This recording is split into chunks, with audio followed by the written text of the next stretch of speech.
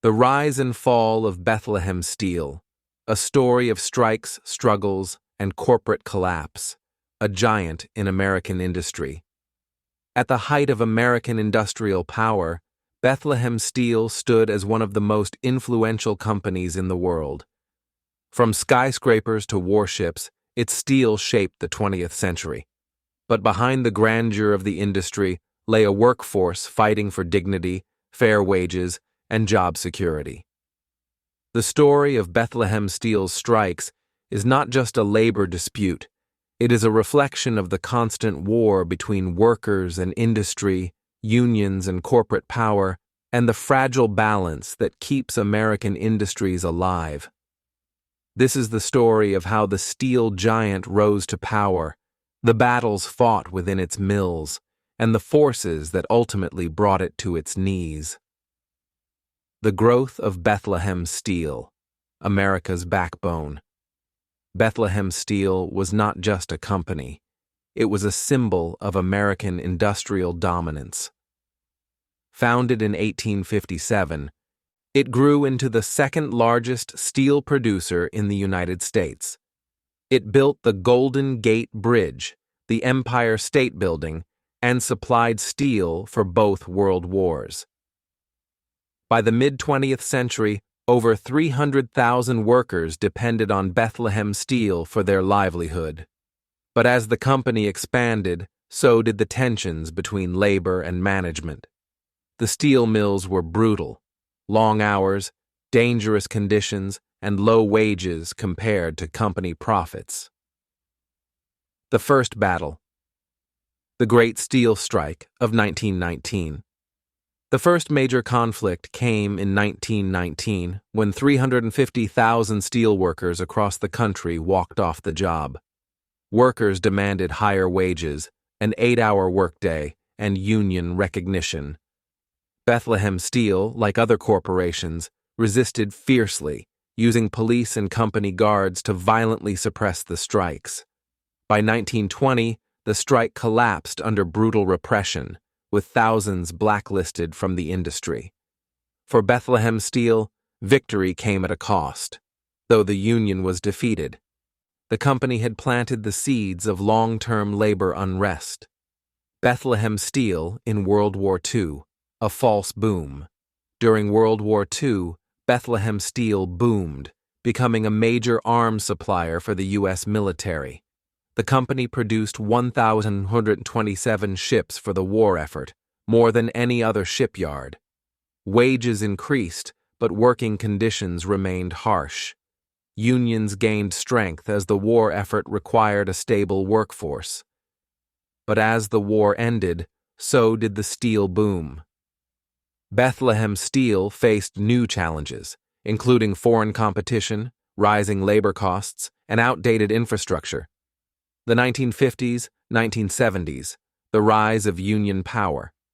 By the 1950s, steelworkers had built one of the strongest unions in America, the United Steelworkers of America, USWA. 1959, a 116-day strike shut down the steel industry, forcing companies to concede major wage and benefit increases. 1973, another major strike paralyzed Bethlehem Steel as workers fought against job cuts and shrinking wages. Bethlehem Steel tried to hold firm, but union power meant that workers were no longer willing to accept corporate greed at their expense. However, in its fight against workers, Bethlehem Steel ignored a much greater threat: globalization. The 1980s, the collapse begins.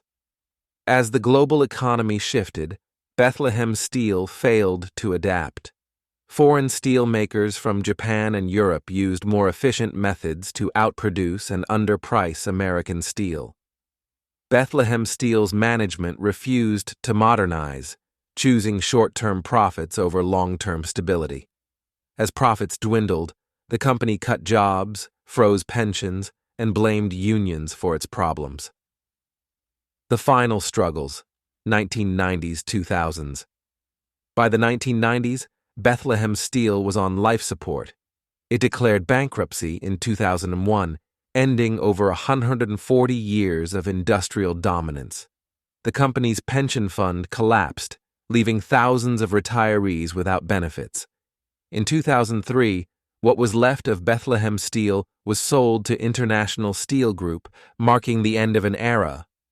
Who was to blame? Unions versus corporate greed.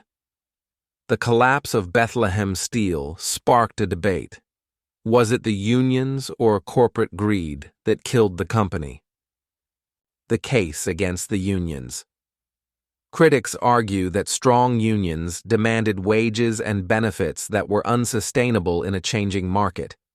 Strikes led to work stoppages, making American steel less competitive. Union-backed work rules prevented modernization, keeping outdated practices in place. The case against corporate greed. Bethlehem Steel's management refused to invest in modern technology, unlike foreign competitors.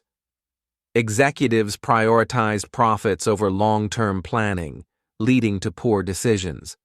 Globalization was inevitable, but the company did nothing to prepare for the shift.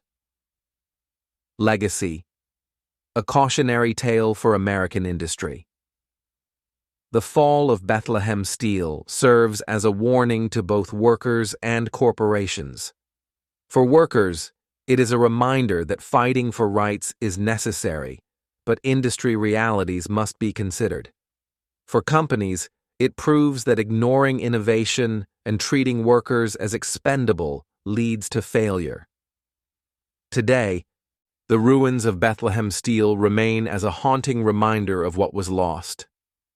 American manufacturing can rise again, but only if the lessons of Bethlehem Steel are not forgotten.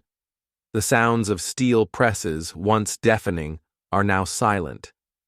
The men and women who built America's bridges, ships, and skyscrapers fought hard for their place in history.